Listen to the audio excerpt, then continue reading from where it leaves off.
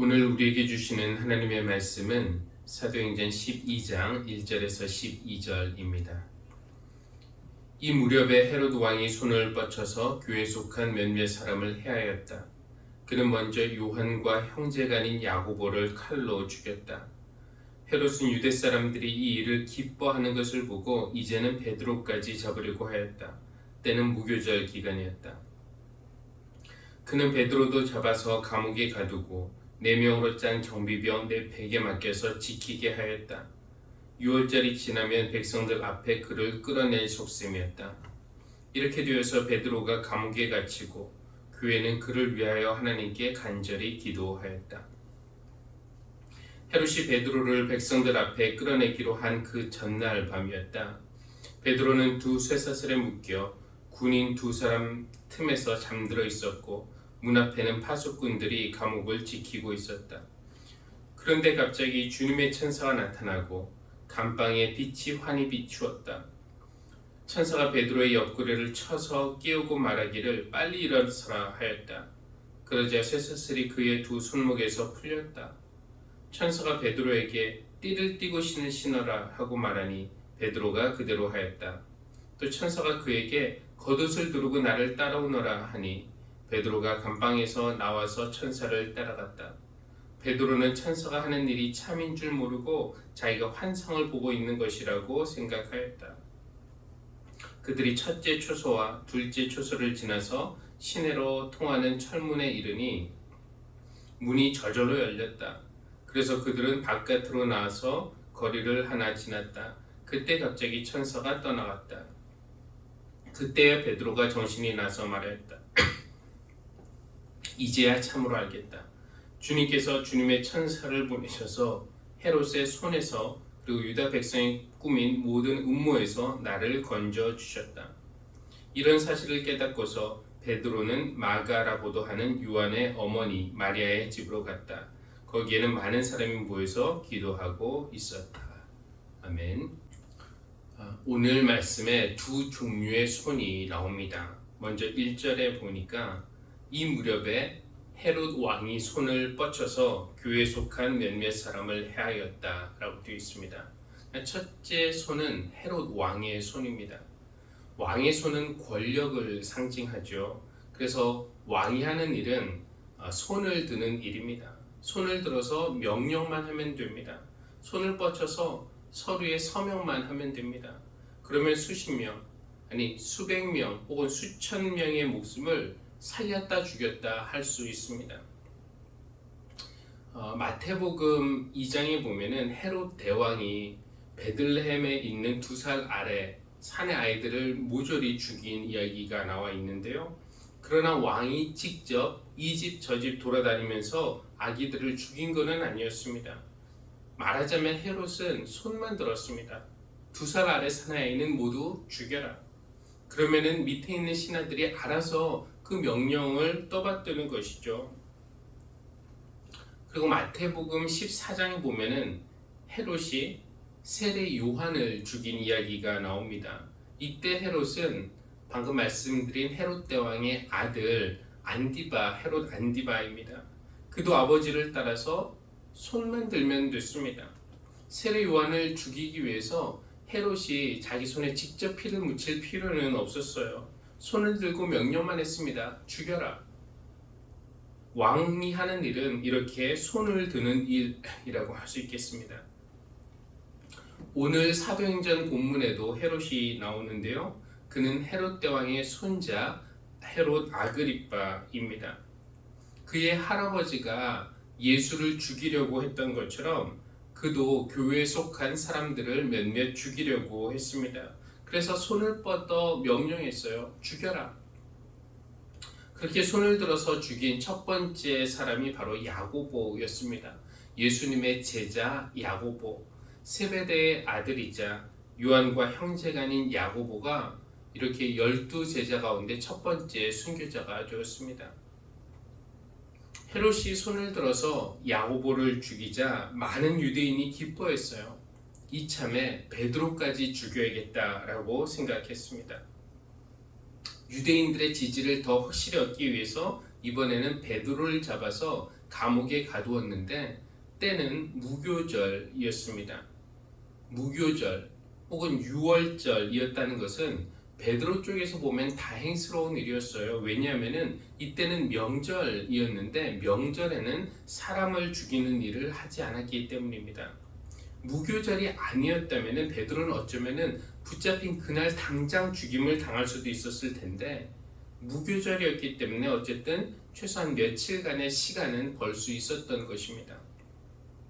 헤롯은 6월절이 지나면 베드로를 백성들 앞에 끌어낼 속셈이었습니다. 두 번째 손은 오늘 본문에 직접 손이라는 표현은 나오지 않지만 5절에 나오는 간절히 기도하는 교회의 손입니다. 5절 이렇게 되어서 베드로가 감옥에 갇히고 교회는 그를 위하여 하나님께 간절히 기도하였다. 왕의 손이 강한 것 같지만 사실 더 강한 것은 기도하는 손이죠. 헤롯에게는 명령하여 신하들을 움직일 수 있는 손이 있었다면 교회에는 기도하여 하나님을 움직일 수 있는 그런 손이 있습니다. 아무 명령이나 내릴 수 있는 왕의 손, 아니면 무기를 들고 있는 군인의 손에 비하면은 기도하는 손은 너무나 약하고 또 능력이 없어 보이지만 사실 그 기도하는 손에 진짜 능력이 있음을 믿는 사람들이 우리 기독교인들 아닙니까? 그러나 이것을 깨닫고 믿는 것이 말처럼 그렇게 쉽지만은 않습니다. 그래서 기독교인들도 위급할 때 기도의 손을 사용하는 대신에 돈을 든 손, 칼을 쥔 손, 인맥을 붙잡은 손을 쓰려는 그런 유혹에 빠지기도 합니다. 예수님의 마지막 날 밤, 성전 군인들이 예수님을 붙잡으려고 했을 때 여러분 베드로가 어떻게 했는지 기억하십니까? 두 손 모아 기도하지 않았습니다. 그때 베드로는 칼을 빼앗아서 군인의 귀를 잘랐습니다. 기도하는 손을 사용한 것이 아니라 칼을 든 손을 사용한 것입니다. 이것이 어쩌면 적의 공격에 반응하는 우리의 본능이라고 할 수 있겠지만 그러나 교회의 힘은 무기나 돈이나 그 어떤 무력을 사용하는 데 있지 않습니다. 교회의 진정한 힘은 바로 기도하는 손에 있습니다. 그래서 야고보가 죽고 베드로가 붙잡힌 상황에서 교인들이 한 일은 꿇어 엎드려서 손을 들어 기도한 것이었습니다. 우리 교회도 이렇게 기도하는 손들이 모인, 그래서 믿음의 능력을 발휘하는 그런 교회가 되기를 소망합니다. 어떤 상황에서든지 특별히 어려운 일이 있을 때 가장 먼저 내가 기도한다는 것, 몇 시간을 기도했느냐, 어디서 기도했느냐, 이것이 중요한 것이 아니라 그냥 그때 가장 먼저 내가 기도한다는 것, 그 기도로 하나님 앞에 나간다는 것 자체가 나는 전능하신 주관자이신 하나님을 믿습니다 라는 그런 고백이고 나는 하나님의 사람입니다 라는 증거가 되는 것 아니겠습니까? 하나님은 그런 사람, 어떤 일이 생길 때마다 다른 거 먼저 찾지 않고 하나님 앞에 먼저 나오는 사람, 그렇게 전적으로 하나님을 신뢰하는 사람을 외면하거나 모른 채 하지 않으십니다. 물론 그렇게 기도한다고 해서 당장 늘 응답이 오는 것은 아니에요. 때로는 응답이 더딜 때도 있습니다. 하나님이 침묵하시는 것처럼 느껴질 때도 있어요. 오늘 본문 6절에 보면은 헤롯이 베드로를 백성들 앞에 끌어내기로 한 그 전날 밤이었다라고 되어 있습니다. 무교절이 하루가 아니라 일주일이라는 것, 그리고 헤롯이 무교절이 끝나자마자 베드로를 끌어내려고 했던 것을 감안할 때 이 베드로가 옥에 며칠씩이나 갇혔는지는 정확히 나와 있지 않지만 그러나 그렇게 일주일 가까이 갇히게 하지 않고 하나님이 좀 더 빨리 베드로를 구출해 주실 수도 있었을 텐데 라는 생각도 하게 됩니다. 바로 전날까지 기다리지 말고요. 이제 날만 새면은 죽임을 당하게 되는 그 숨막히는 마지막 순간까지 하나님은 꼭 기다리셔야만 하셨을까요? 그런데 가만히 생각해 보면은 하나님은 이렇게 마지막 순간까지 우리를 기다리게 하시는 분이라는 것을 성경 곳곳에서 발견할 수가 있습니다. 글쎄, 우리의 믿음을 테스트하기 위해서일까요? 극한 상황에서도 끝까지 하나님을 신뢰하는 모습을 보시기 위해서인지 하나님은 종종 응답을 마지막 순간까지 미루십니다. 예를 들어서 아브라함은 하늘의 별처럼 바다의 모래처럼 그렇게 많은 후손을 가진 조상이 될 것이라는 약속을 오래전에 받았지만 99세가 될 때까지 첫 아들을 기다려야 했습니다. 그 응답이 아주 늦게 온 것이죠. 나중에 그 아들을 번제물로 바칠 때에 멈춰라 라는 그런 하나님의 명령은 마지막 순간에 왔어요. 이삭을 결박하기 전에 아니면은 아브라함이 칼을 빼기 전에 하나님이 말리셨다면 더 좋았을 텐데 싶은 마음이 듭니다. 여리고성이 무너질 때도 6바퀴 돌 때까지는 여리고성에 아무 일도 발생하지 않았습니다. 그러니까 한 바퀴 돌 때 조금 무너지고 2바퀴 돌 때 조금 더 무너지고 3바퀴 돌 때 조금 더 무너지고 이런 식으로 여리고성이 무너지지 않았습니다. 만약에 그렇게 무너졌다면은 한 바퀴 돌고 증거가 보이고 또 2바퀴 돌고 증거가 보이고 이러면 훨씬 더 신라기가 쉬웠을 텐데 말이죠. 그런데 여리고성 6바퀴 돌 때까지는 전혀 아무런 변화가 없다가 7바퀴를 돌자 와르르 무너진 것입니다. 여리고성이 그렇게 무너지는 것을 보기 위해서 백성은 마지막 순간까지 하나님을 믿고 기다려야 했던 것입니다. 중간에 아무 일도 일어나지 않았지만 하나님의 말씀을 신뢰하고 기다려야 했습니다. 물도 99도까지는 끓지 않지만 1도만 더 올라가면은 액체가 기체로 바뀌는 그 놀라운 변화가 일어나는 것과 같습니다.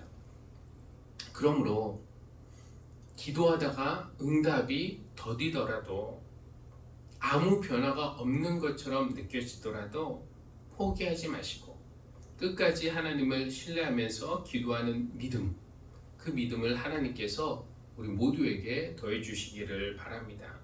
하나님은 하나님의 때에 가장 좋은 때에 그냥 때가 차면은 가장 적절한 방법으로 응답해 주실 줄 믿습니다.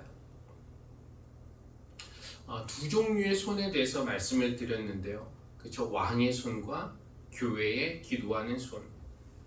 왕의 손에 비하면은 교회의 기도하는 손은 훨씬 더 강력하지만 그리고 우리가 그것을 믿는다고 말은 하지만 그러나 실제로 그렇게 믿는 것은 결코 쉬운 일은 아니에요.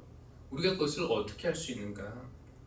이 감옥에서 풀린 베드로가 마가라고도 하는 요한의 어머니 마리아의 집에 갔는데 거기에는 교인들이 모여서 기도하고 있었어요. 베드로의 안전과 무사 귀환을 위해서 간절히 기도하고 있었습니다. 그리고 그 이후의 이야기 우리가 읽지는 않았지만 이야기는 이렇게 이어져요. 문을 두드리는 소리가 나서 여종이 뛰어나가 보았습니다. 누구십니까? 나 베드로요. 그런데 여종은 문을 빨리 열어줄 생각은 안 하고 대신 사람들이 기도하는 곳으로 달려가서 이 기쁜 소식을 전합니다. 베드로 사도님이 대문을 두드리고 있습니다. 그때 사람들이 할렐루야, 하나님이 우리 기도를 들어주셨구나 하면서 기뻐했나요? 그렇지 않았습니다. 그들은 여종이 미쳤다고 생각했습니다. 네가 미쳤구나. 베드로가 풀려나는 것은 거기서 손을 모아 기도하던 사람들의 소망이었어요. 그러나 실제로 그런 일이 일어날 거라고는 기대하지 못했던 것 같아요. 기도는 하고 있었지만 그 기도대로 되리라고는 예상하지 못했던 것 같습니다. 이 장면은 예수님의 부활하셨을 때의 그 모습을 연상시키는데요. 새벽에 빈 무덤을 본 여인들이 제자들에게 달려가서 예수님이 사셨다는 소식을 전했을 때 제자들이 미쳤구나. 헛것을 보았겠지라고 반응했던 것처럼 그날 기도하던 사람들도 비록 기도할 때는 하나님 베드로 사도를 살려주십시오, 구원해 주십시오, 안전하게 돌아오게 해주십시오, 믿습니다 하고 기도했겠지만 막상 베드로가 들어왔다는 소식을 들을 때는 네가 미쳤구나, 베드로의 천사를 보았겠지 하는 반응을 보였습니다. 이 이야기는 무엇을 드러냅니까? 기도하는 손의 능력 우리가 믿는다고는 하지만 온전히 믿지 못하는 우리의 믿음 없음을 여실히 드러내고 있습니다. 하나님께서 우리에게 믿음을 더해 주시면 좋겠습니다. 그래서 기도는 내 소망을 말하는 것이다 뿐만 아니라, 그렇죠? 그것을 이루시는, 하나님의 뜻을 이루시는 능력이 바로 기도다라는 것을 우리가 믿게 되기를 바랍니다.